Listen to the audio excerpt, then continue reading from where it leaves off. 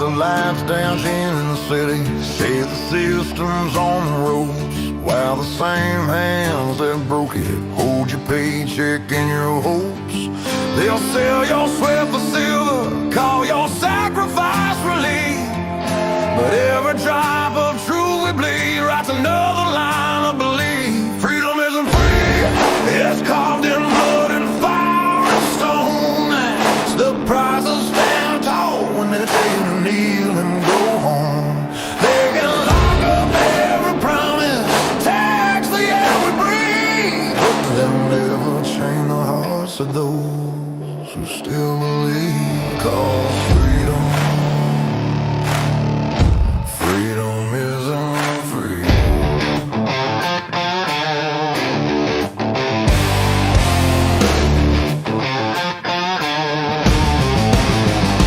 They preach peace from marble towers while they fence off your front yard.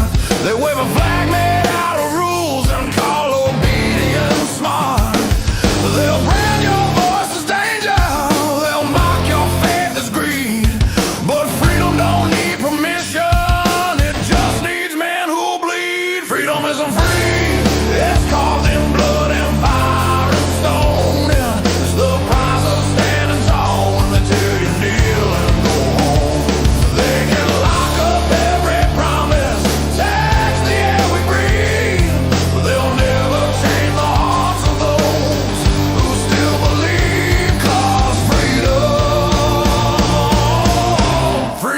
isn't free. Freedom isn't free, it's written in red on history's page, a warning to the tyrants and the cowards of the age. They can bury us in silence, but the truth still screams. Freedom isn't free.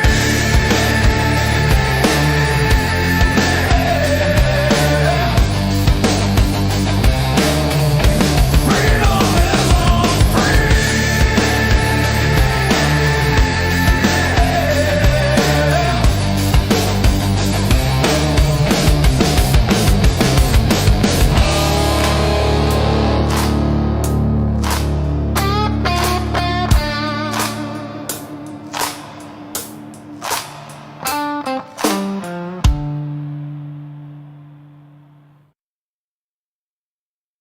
Hello, friends. Do you have a moment so that we may discuss our Lord and Savior Minarchy? No, seriously, I'm just kidding. Hi, my name's Rick Robinson. I am the general manager of KLRNradio.com. We are probably the largest independent podcast network that you've never heard of. We have a little bit of everything, and by that, what I mean to tell you is we have news, pop culture, special events, conspiratainment, true crime, mental health shows, drama productions, and pretty much everything in between. So if you're looking for a new podcast home to grab a little bit of everything that you love all in one place, come check us out. You can find us on X under @KLRNradio. You can find us on our Rumble and our YouTube channels under the same names. You can also find us at KLRNradio.com and pretty much every podcast catcher known to man. So again, feel free to come check us out anytime you like at KLRNradio.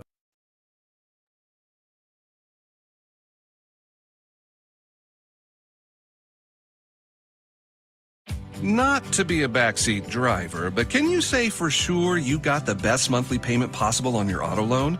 Could it be that you might have gotten a better deal by shopping the loan at a few places and have a lower car payment?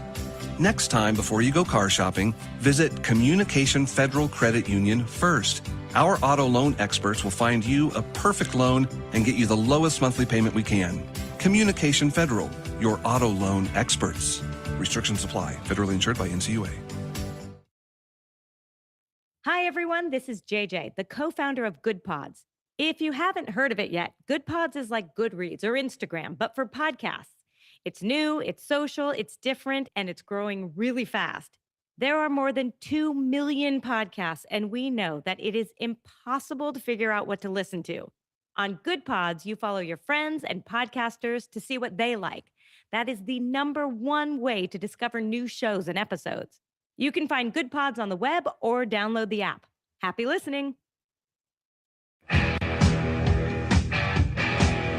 KLRN Radio has advertising rates available. We have rates to fit almost any budget. Contact us at advertising@klrnradio.com.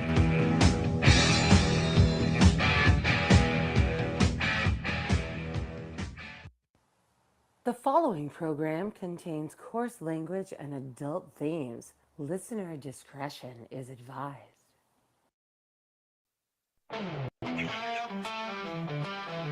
America's on the rails. What we're trying to change tonight.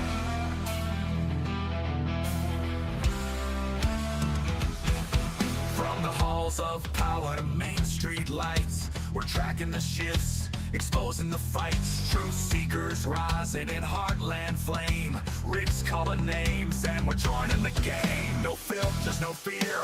We pull back the veil. When the system rattles, we refuse to pale. America off the rails. Wake up calls. And good Monday evening, ladies and gentlemen. I guess technically Monday night now. It's like 10 o'clock on the show. But we're here. We're live. Hopefully you guys are held over from Bearded Books with Aggie and Jeff. And we've got plenty of things to talk about tonight. So I don't know if I'm going to be able to fit everything in for an hour. We're going to try. So anyway, where to start? All right. So I know the left and a lot of folks right now are kind of discombobulated over some of the stuff that Trump said today when he was taking questions, and he started talking about, as far as he's concerned, this thing's almost over. And I know a lot of folks started freaking out because we're like, it sounds like he's about to take an off ramp. Does this mean he's going to take his foot off their neck? Blah, blah, blah. And no, I don't really think so. I think Donald Trump just tells everybody exactly how he wishes things were, whether it's his staff, whether it's the American people. But he's still going to leave it up to the generals and the commanders that are in charge to determine when we are officially done. I will say this, after all of the nightmares and BS that we've heard over the years regarding Iran, the fact that we've been able to make such short work of them so far, knock on wood, obviously, is kind of a huge deal, because everybody told me growing up this was going to be impossible. This was one of the reasons why nobody had ever tried to do it before. And again, I mean, at this point, this is what we know. We took out the original Ayatollah. They elevated another Ayatollah. We took him out. I think they may have elevated another one, and I'm not sure on that one. And then I know for sure that they finally got around to naming the most recent one, who has already been seriously wounded, which is why it took so long for them to tell everybody that that's who it was going to be. So I bet Polymarket has some really good over-unders going on that one. I'm just saying, because now we're at 1 Ayatollah, 2 Ayatollah, 3 Ayatollah. Boom! Anyway, look. For all of you that are wringing your hands about this, for all of you that are, he promised no new wars. I'm going to say this again. This is not a new war. Iran has been at war with us for 47 years. China has been at war with us for pretty much its communist inception. It is time for us to start acting as if things are the way they are, not how we want them to be, because we've been doing that a lot lately. And in some ways that works. In the realm of national security, not so much. And if you don't believe me, just look at what happened earlier. What was it, Saturday? I think it was Saturday. It was either Saturday or Sunday. I don't remember. But there were protests and counter-protests in front of Gracie Mansion. And while one of the leftists was in the middle of screaming, "We want everyone here but you," somebody jumped on his back and basically tried to throw an explosive device. We've got that audio, that video. We'll be playing that in just a second. But yeah, so it's been a fun couple of days. Time change kicked my ass, so I have started a new. It probably will be biannually at this point. I think that's what they call it if it's twice a year. Anytime time change happens, I'm moving my show later. I don't care. I'm my boss. When I do the radio stuff, I can do what I want. So yeah, so I decided today we were going to do a later than average Rick Robinson show because I didn't feel like getting up on time. So there's that. So anyway, so let's take a look at the news feeds real quick. So we got to talk about this one because there are lots of leftists that are really pissed off at this dude right now. I want to give him a standing ovation. So this is from Joseph, looks like Chalfant from Town Hall. I don't think I've read anything from him before, so I'm going to have to make sure I'm following him.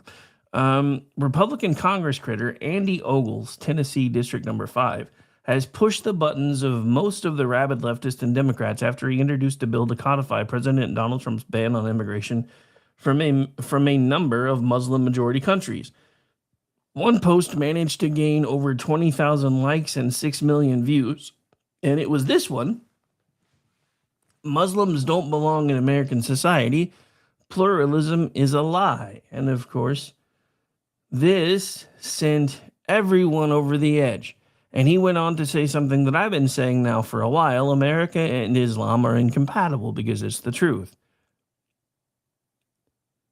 The next one, fact check true. The burqas and the hijabs have no place in this country. Let's make America look like America again. That's again Rev. Andy Ogles. Congress must pass my Muslim ban today. Well, sorry, sir. It looks like Trump isn't planning on signing anything until you guys finish with the Save America Act. But, you know, and again, none of them belong here. That's, again, Rep. Andy Ogles. Ogles, a Christian, also issued a slew of tweets targeting the Islamification of the United States, came after numerous Islamic-inspired terror attacks swept over the country just days after the launch of Operation Epic Fury in Iran. Democrats responded to Ogles by calling the congressman a malignant clown, pathological liar, and an Islamophobe, and called on the GOP to denounce Ogles for his fiery statements. Ogles responded to the chattering from Democrats by bringing to light their shutdown of the Department of Homeland Security, which is, again, I said this on the show today, bombs are currently falling. Whatever your political position is, whatever you feel should be going on with this war, especially if you are a member of the political folks, you know, the folks that are supposed to be serving us, the ones that we call leadership all the time, and even I do it and before I catch myself, which is why you heard that pause, because I'm done calling these people our leaders. They're not our leaders. They're not supposed to be. We're supposed to be in charge of them. And the simple fact of the matter is there are a great number of us that have been saying since 1980 that this needed to be dealt with and needs to be dealt with now, quick, fast, and in a hurry. One of the things that I loved reading today, and I don't remember who put it out, was somebody who pointed out that under Jimmy Carter's tenure, he was the only president that didn't drop bombs on another country. Ironically enough, it was him refusing to do it when he should have done it that has made pretty much every other president since him actually do that. Because Democrats are retarded. I'm sorry, does the truth hurt? I'm sorry. Not really, because I apologize for nothing. Because it's the truth. Look, you guys, I don't get it with you guys. You guys are the ones that always think the alligator's going to eat you last. Or what you're hoping is the alligator won't eat you at all. But you're still going to wind up in the same place as everybody else. You're just going to get there slower. And I hope you're okay with that. Because by embracing Islam in the way that you have, and denouncing Christianity and Judaism, by the way, at the same time, which I find absolutely hilarious, because you guys are the first ones to stand up for Islamists when somebody talks trash about them. But you can listen to clerics talk about how America is an Islamist nation and belongs to Allah, and it's only a matter of time until they take it from us. And you don't say a word. Why is that? Why is that? Most of us that are Christians just wanted to be left alone. Most of us that are conservative just wanted to be left alone. You have made that impossible. So now what you're seeing is Gen X getting pissed off, finally deciding to plug ourselves in to this crazy game called politics and fix the shit that the people before us have broken. It wasn't us. We didn't break it, but we're damn well going to be the ones to fix it because nobody gave us a choice. Just like everything else in our life, we weren't given a choice. We just had to figure it out. We spent most of our childhood being adults, and then most of our adulthood wishing we could be children again because we were busy being adults from the time we were 10. But you've woken us up and you've pissed us off. So now Gen X is saving the world. And the funny thing about Gen X saving the world is you're starting to see the cry for freedom come up everywhere. The Iranians want to be free.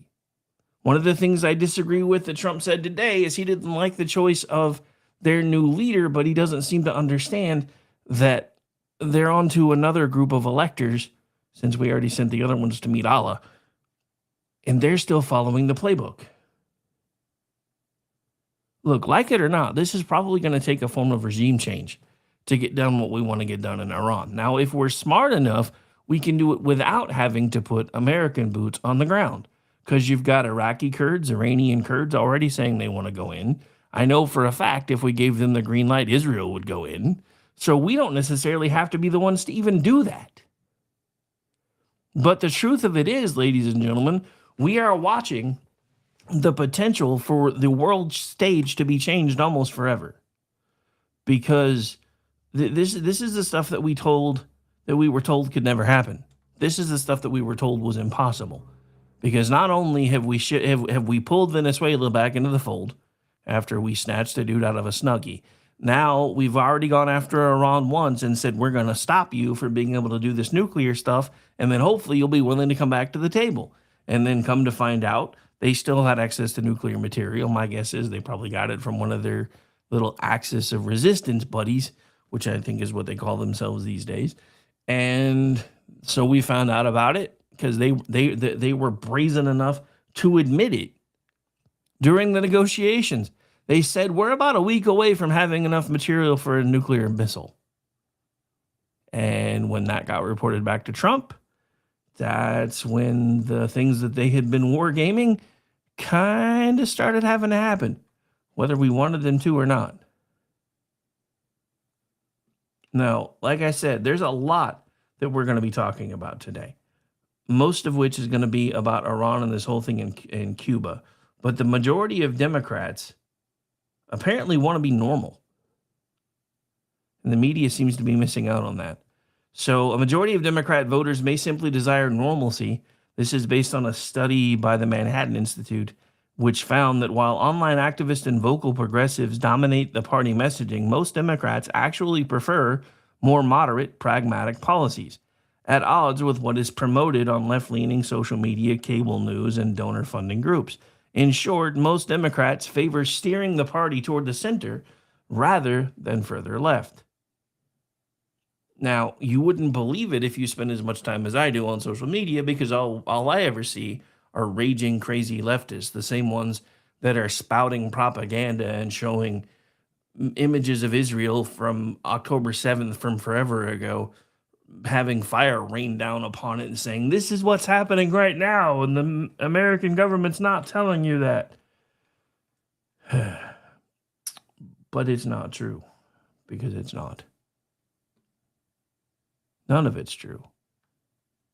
This is why I tell you, I don't care who you listen to.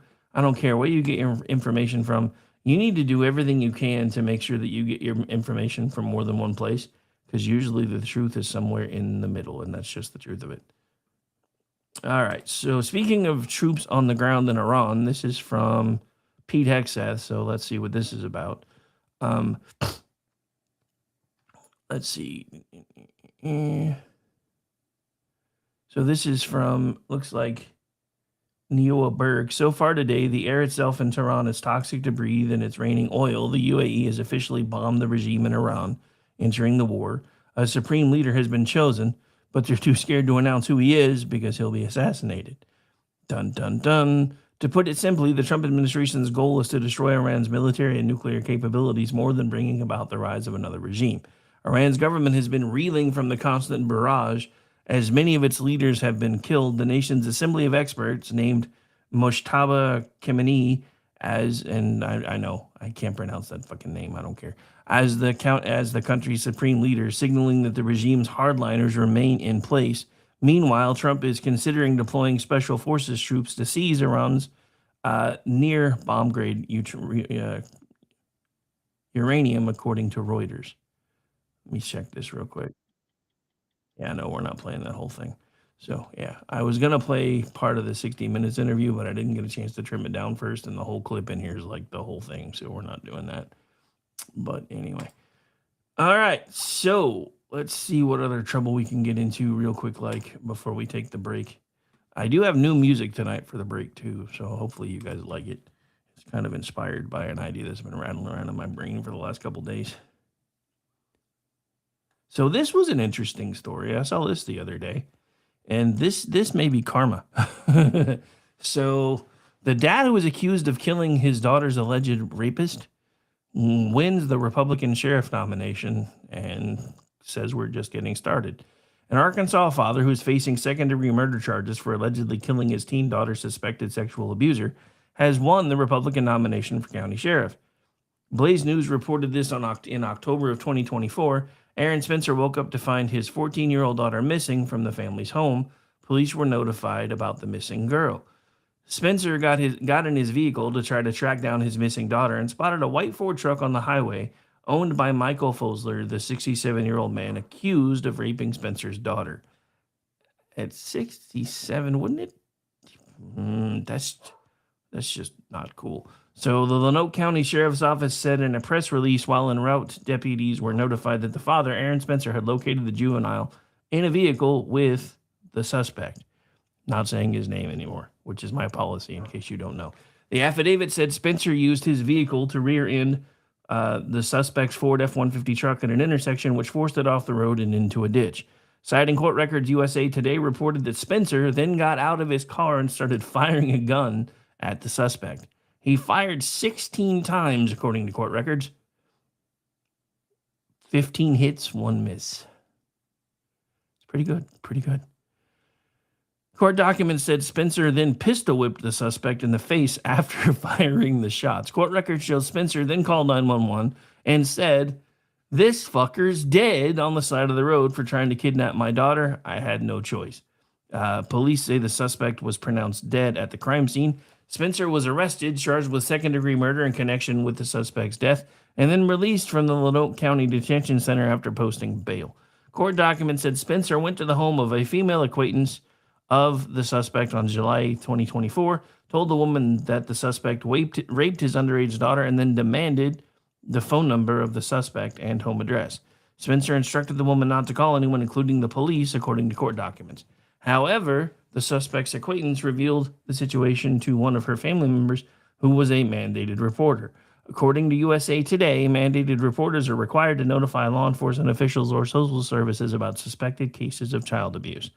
The mandated reporter alerted the Lanoke County Sheriff's Office about the rape allegations, according to court records. Court records said 2 officers went to Spencer's residence as part of the investigation into the rape of his minor daughter. Court docs said the interaction between Spencer and officers was recorded on a police body cam, and one of the officers started telling Spencer, "We still don't live in a country where you can take the law into your own hands," to which Spencer responded with what I would assume is probably only a string of expletives, because I know I would have. Officials with the Wade Knox Children's Advocacy Center interviewed Spencer's daughter, according to court records. USA Today reported that police obtained an arrest warrant for the suspect for a charge of rape and 1 count of internet stalking of a child, both of which are felonies. USA Today said the suspect was arrested and then released from jail on $50,000 bond on July 17, 2024.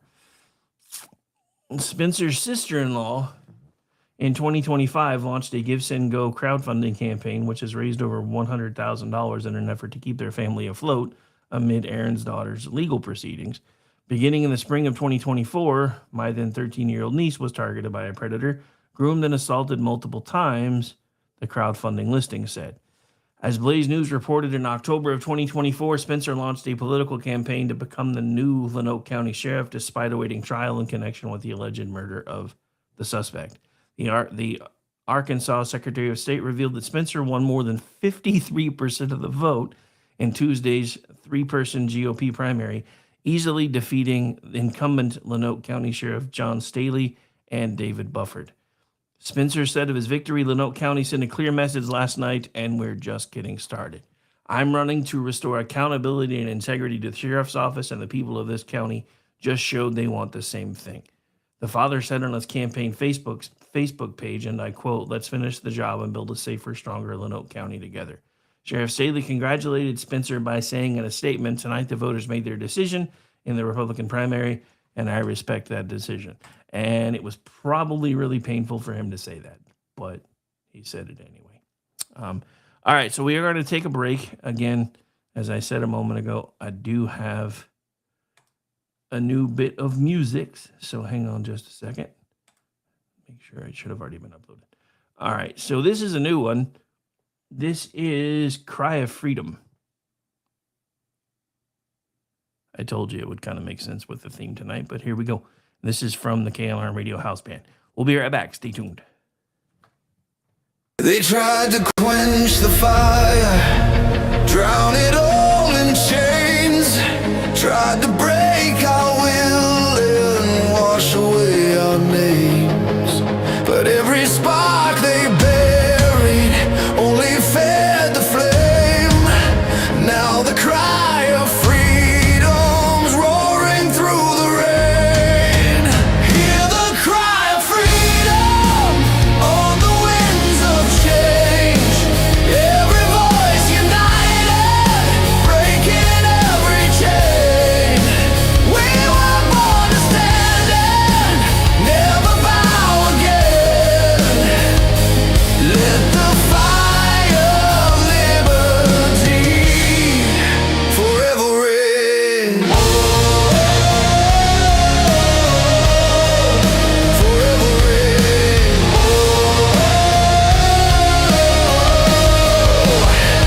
Now the walls are shaking from the battle cry. Truth is rising to the sky. Every soul that ever felt the weight of chains feels the fire of freedom in their veins. No more chains, no more lies. Hear the thunder as we rise. Freedom's call won't be denied. Now the fire burns worldwide. Hear the cry of freedom on the winds of change. Every voice united, breaking every chain. We were born to stand and never bow again. Let the fire of liberty forever reign. Let the fire of liberty forever reign.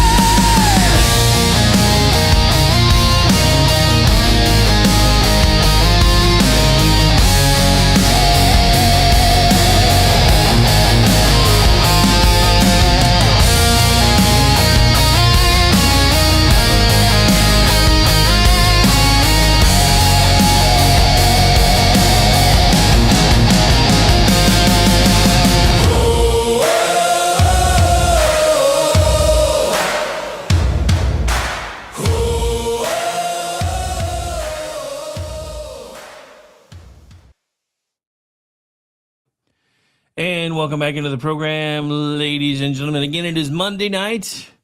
It's time change night, but you did survive Monday, unless you work night shift. And if you work night shift, well, I don't know. Hopefully you get off pretty soon, but thank you for hanging out with us anyway. Got some pretty good numbers coming in on X. Got decent numbers coming in on YouTube since it's not been something I've really focused on before, so I want to give everybody a quick thank you for hanging out over there. If you're new around here, make sure whichever YouTube channel that you are listening and watching from, if you like what we do here, make sure you're clicking that subscribe button. Again, it doesn't cost you anything. Just helps us know who likes what we're doing and who doesn't. So anyway, so plenty of stuff to talk about. Got some clips that I want to play here. So hang on, I'm trying to get back over to my screen here. All right, so let's see what we got going on here today. Give me just 1 second. Let's do this. That way I'm on the right screen. Well, maybe. Although I guess it would have been just as easy to do it from there. My bad.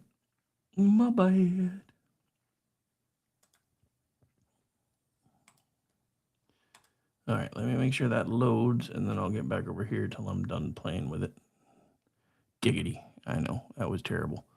I didn't think about it till after I said it. It's not my fault, man. It's not my fault. I mean, it kind of is because I'm the one that said it, but still. Shush. All right, let's see.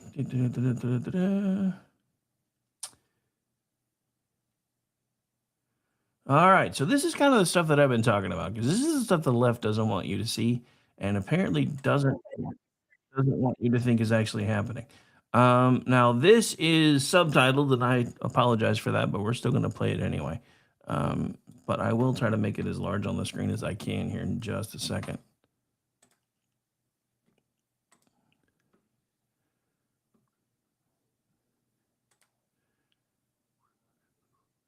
All right, so that should hopefully make it a little bit easier for you guys to read. And here we go. Viva l'Occidente, viva la democrazia e viva la libertà. Il movimento europeo pro-Gaza è rimasto a casa di fronte alla brutale repressione del popolo iraniano che lotta per la libertà. È rimasto in silenzio di fronte alle migliaia di sacchi neri, di cadaveri, alle esecuzioni di massa degli Ayatollah che sono considerati intoccabili solo perché antisionisti e anti-americani. Nessuna flottiglia che salpa, nessun liceo occupato, nessuna manifestazione di piazza. Solo una scandalosa doppia morale che antepone l'ideologia ai diritti delle donne e dei giovani iraniani. Sarebbe comico, se non fosse tragico, vedere i sedicenti progressisti, paladini della laicità che hanno combattuto in ogni modo il cristianesimo, coalizzarsi ora con la peggiore dittatura teocratica al mondo. Gli stessi che oggi aprono le porte all'Islam radicale, al velo islamico, alla Sharia, con l'intento molto spesso sbandierato anche di sostituire gli europei e di trasformare l'Europa in una succursale di Teheran. L'Iran brucia nella loro indifferenza, ma non nella nostra. Viva l'Occidente, viva la democrazia e viva la libertà.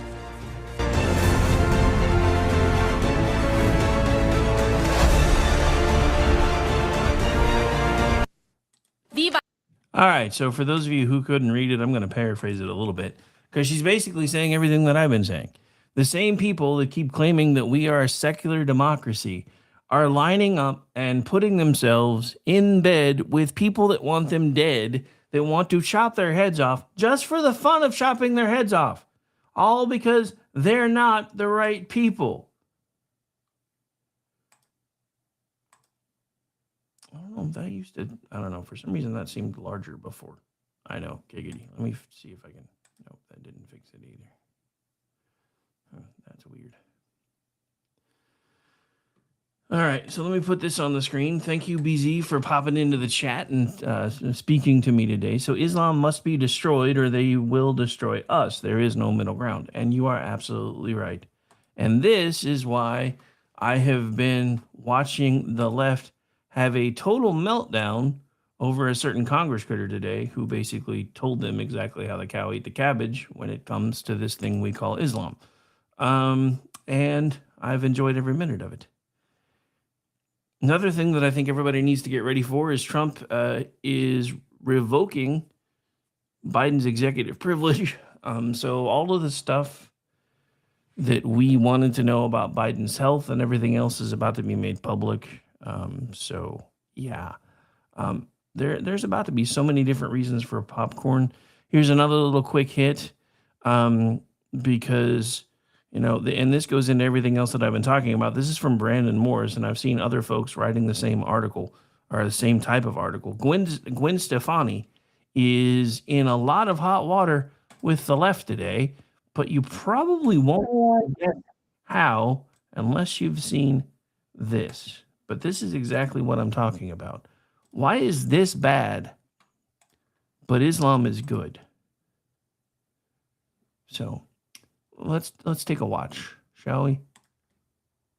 Hey everyone, I just got my ashes and I'm ready for Lent. This year, I'll be doing Hollow's 40-day Lent prayer challenge. It's going to be incredible. Check it out. God bless. Now look, you can say what you want about Hollywood types suddenly deciding that they've found Catholicism and doing Lent and doing commercials about this new app. But who am I to judge? But my question is, why is Gwen Stefani talking about how she likes the fact that she's in a committed marriage and that they're faithful to one another, and talking about Catholicism and how her faith has impacted her life, and doing something like putting herself out there when it comes to potentially reaching other people who may want to find out about this app, And suddenly now the left hates her. But if she had converted to Islam, she'd be a hero of theirs. This is the idiocy that I'm talking about. There is no such thing as secular humanism. You can say there is, you can claim there is, but it's all bullshit, because secular humanism is just another religion.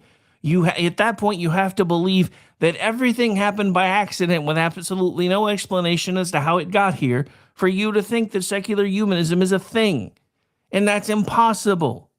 So the idea that we can, in the same space, have two completely conflicting ideologies, in this case, three conflicting ideologies, because now they seem to be giving way from secular humanism and at least tacitly supporting Islam because of how much they hate Christians, because Christians up until the last few years have been telling them, hey, we love you, but you can't do these things.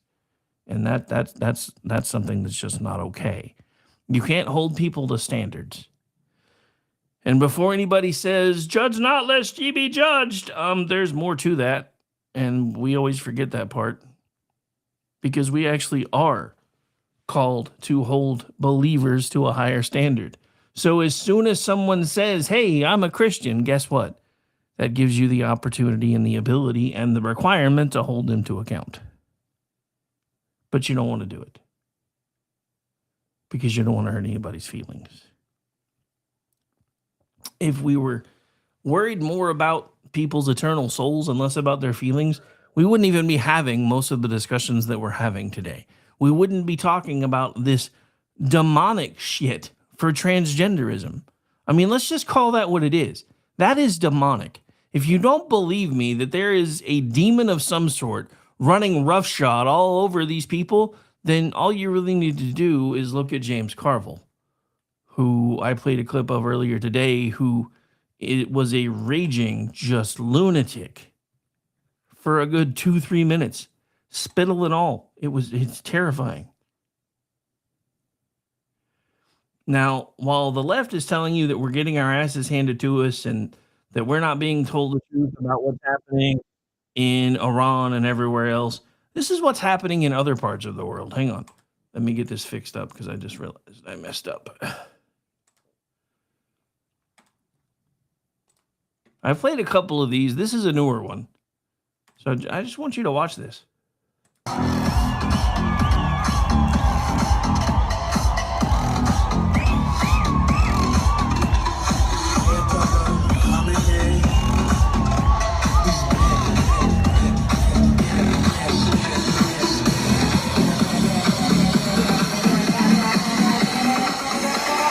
Iran's former supreme leader.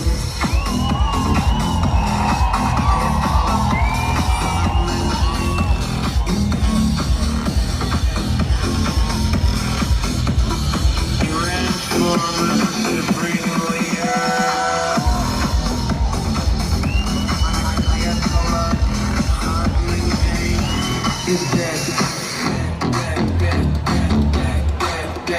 Is dead. Is dead. All right, so I'm not going to play any more of that, but I did want to leave the flags up on the screen for a second, because I just want you guys to see that. Look at that. There are, again, Iranian and Israeli flags in the same place at the same time, and nobody's trying to kill either of the other side.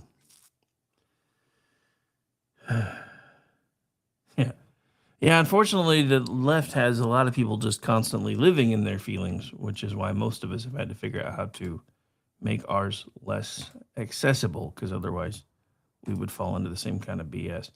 But anyway, so hang on. Let's see what other trouble we can get into real quick.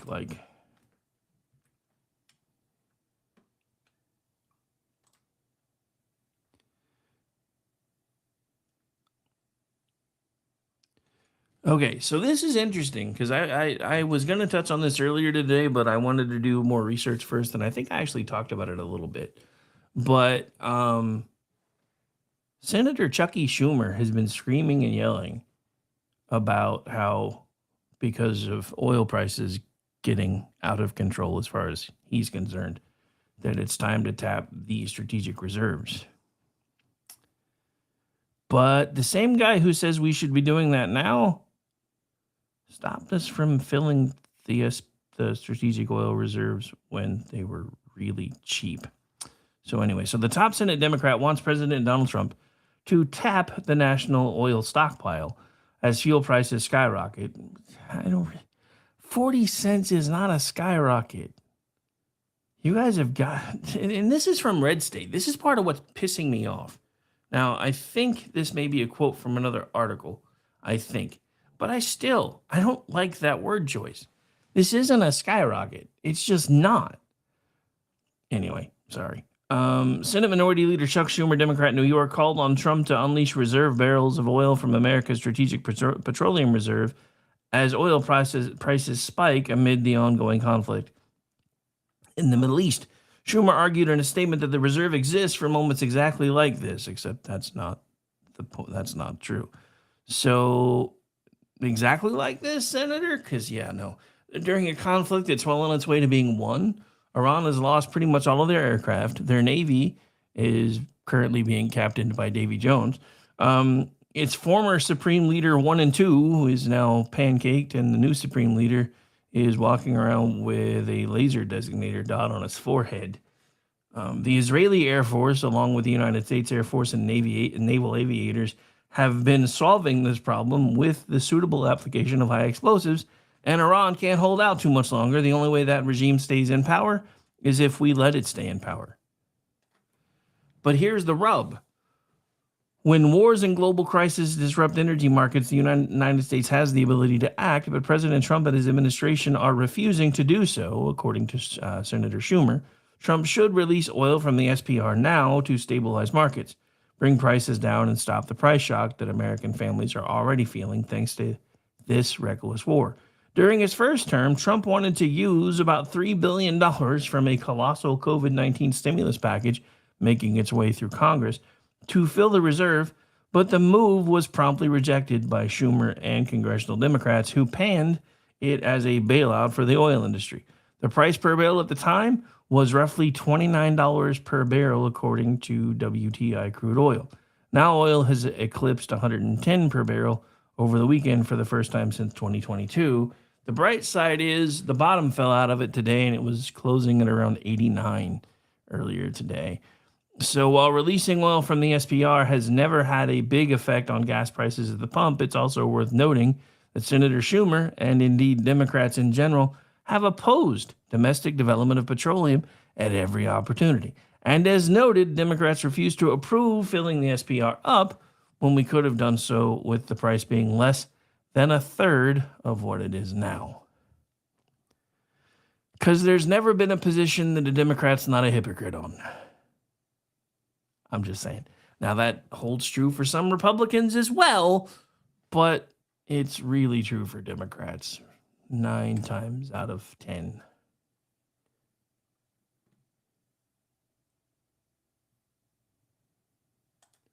So this had to be hard for CNN to admit.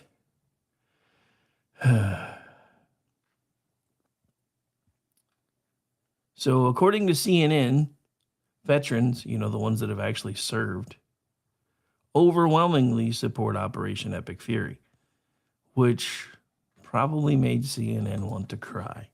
But here we are anyway, because that's the truth of it. The people that understand what it is that we're doing and why we're doing it don't have a problem with what we're doing.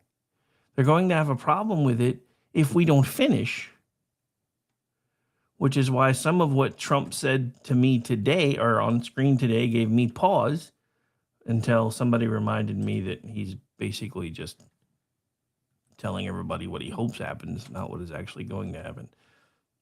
All right, but here's an interesting little clip from CNN, and they have this ads. You can already tell, but here we go. Overall public and those who are either currently or have served in the military. Take a look at this Fox News poll that came out during the past week. Net approval rating of the current U.S. military action against Iran. Look at that. Overall, Fox News shows a dead even split. But look at those who served in the military. significantly higher support for the U.S. military action currently going on in Iran at plus 20 points. That should not be so much of a surprise, because take a look at how they view Trump's foreign policy overall. Again, look at those who served in the U.S. military versus overall. If you look at Trump's foreign policy overall, the net approval rating on that per Fox News, those who served in the military, they like what's going on average. Look at that. The net approval rating plus 8 points for Trump's foreign policy. But look at those overall. Way, way down there at minus 20 points. We're talking about a nearly 30-point gap between those who served in the military and overall. And this split, when it comes to those who served in the military and overall, dates back to Trump's elections, all the way back to 2016. But let's look at the 2024 numbers. Look at this. 2024 results. Those who served in the military, Trump won them by, get this, 31 points. Kamala Harris actually won all other voters by 2 points. And that means, Johnny Berman, that means that Donald Trump only won in 2024 because of support from those who served in the military. He only won in 2024 because of those who serve in the military. And those are the people that understand him the best and understand him the most. So that shouldn't really surprise anyone. But you could tell, if you've watched that channel before, that that dude was not happy at all.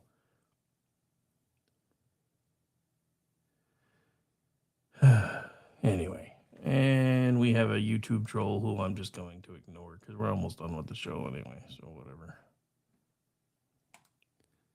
Let me guess. You trust CNN, otherwise known as the Communist News Network. Oh. All right, so here's a little interesting one on the way out the door. So apparently Trump's DOJ has reached an agreement with Ticketmaster to lower prices, but some states are already saying no. The U.S. Department of, the U.S. Department of Justice said it had reached a tentative deal in the antitrust lawsuit against Ticketmaster and Live Nation Entertainment on Monday. Critics of the event ticket outlet have accused the company of seeking a monopoly in the industry in order to artificially maintain high sales fees. Live Nation Ticketmaster created a dominant conglomerate with an unprecedented amount of control over the live ticketing market, resulting in monopoly power it has used to entrench its position in the marketplace, according to Mark Medor, who wrote this in 2024. On Monday, a senior Justice Department official said anonymously in a call with reporters that the deal was a win-win for everyone. Live Nation has agreed to divest itself from 13 amphitheaters in the U.S. as a part of the deal, which also includes a $280 million fine. The official said a double-digit number of states have signaled that they will agree with the deal. New York Attorney General Letitia James was among those who said they would not, big surprise, go along with the deal and continue their own lawsuits against the companies. My Attorney General colleagues and I have a strong case against Live Nation, and we will continue our lawsuit to protect consumers and restore fair competition in the live entertainment industry, according to Ms. James. Massachusetts Senator Pocahontas ridiculed President Donald Trump over the deal in a post on social media. Donald, art of the deal, Trump settled the Ticketmaster Live Nation antitrust case. If you love going to concerts, Trump's deal means you'll keep paying a Ticketmaster tax and artists will keep getting bullied. It's time to break up Ticketmaster Live Nation. Poor Lizzie. Poor Lizzie. Anyway, all right, so we are down to the last couple of minutes of showtime here, so I want to, again, take a moment to thank everybody for hanging out. Don't forget, no show for me tomorrow, but make sure that you are hanging out with Earl in the SHR Media YouTube channel for Mission Ready Men, and then tomorrow night we will have Men Explain Poorly at 10 p.m. Eastern. Right before then, we will have the Cocktail Lounge with Brad Nagy. That is at 8:30 p.m. Eastern. And then after Men Explain Poorly, we'll be heading over into SHR Media territory again for BZ's Berserk Bobcat Saloon, which is live on select Tuesdays and Thursday nights at 11 p.m. in the East and 8 in the West. And then that'll be it for us tomorrow night. And then Wednesday, back doing Rick Robinson at noon. Then at 6 p.m. Eastern, back with Kingdom and Country. 7 p.m. Eastern, we have the Toxic Masculinity Show. 8 p.m. Eastern. Wait, did I do that right? No, I did not do that right. Okay, so no. 7 p.m. Eastern, which is 6 my time. is Kingdom and Country. Then 8 p.m. Eastern is Toxic Masculinity. 9 p.m. Eastern is Behind Enemy Lines Radio with Gene and Ross. And then back over here for Rick and Orty at 10 before we head over into SHR Media Territory again at 11. I'm vamping for a minute because I'm still trying to find out if I have a show coming up after me or not. I haven't seen him post anything yet, so I don't think so. Anyway, so yeah, normally we would be about to hand things over to the Beantown Bastage, but I don't think he's doing a show tonight. So we'll just wrap things up here in a minute, one way or the other.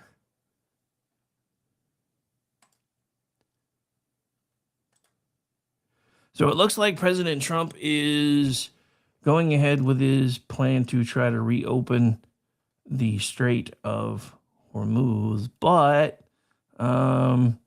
he's using some rather colorful language. President Donald Trump has issued a warning to the Islamic Republic of Iran, stating that death, fire, and fury will rain upon the Persian state should they interfere with the transportation of oil through the Strait of Hormuz, a vital sea trade route. Looks like Pete Hegseth reposted a post of the president's from Truth Social. If Iran does anything that stops the flow of oil within the Strait of Hormuz, they will be hit by the United States of America 20 times harder than they have been hit thus far. Additionally, we will take out easily destroyable targets that will make it virtually impossible for Iran to ever build back as a nation again. Death, fire, and fury will rain upon them, but I hope and pray that it does not happen. This is a gift from the United States of America to China and all of those nations that heavily use the Hormuz Strait. Hopefully, it is a gesture that will be greatly appreciated. Thank you for your attention to this matter. And this is from the Spectator Index. Breaking: Iran's Revolutionary Guards say in response to Trump that they will be the ones who determine the end of the war. Interesting. Trump's message comes after an Iranian announcement claiming that they would allow nations who would expel American and Israel diplomats to have free passage through the Strait of Hormuz. So, yeah, this could get interesting. The price of oil futures fell sharply after a climb this weekend, especially after Trump stated that he believed that the U.S.-Israeli coalition was nearing an end to Operation Epic Fury in a press conference on Monday. Trump has said that he believes that the United States is well ahead of its 4 to 5 week schedule to decimate the Iranian regime. And he did say that if you were watching. So, U.S. forces have hit more than 5,000 targets inside Iran, sunk or damaged more than 50 ships, according to CENTCOM. So, crude oil price 18 hours ago was at 117, and then at close was down to 87. So we'll see if that downward trend keeps going or not. Looks like as of 3:45 today, crude was down another couple of percentage points, down to $83 a barrel. So it looks like it's heading in the right direction. So all I'm going to say as we get ready to say goodnight for the evening is this. It's time to turn paradise into a parking lot.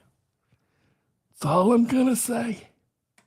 All right, so we're going out the way we came in. Want to thank everybody for taking the time to hang out with us today. Again, this is the newest from the KLRN Radio House Band, and they have several other tracks that'll be dropping starting again in the next week or so, because been busy. But anyway.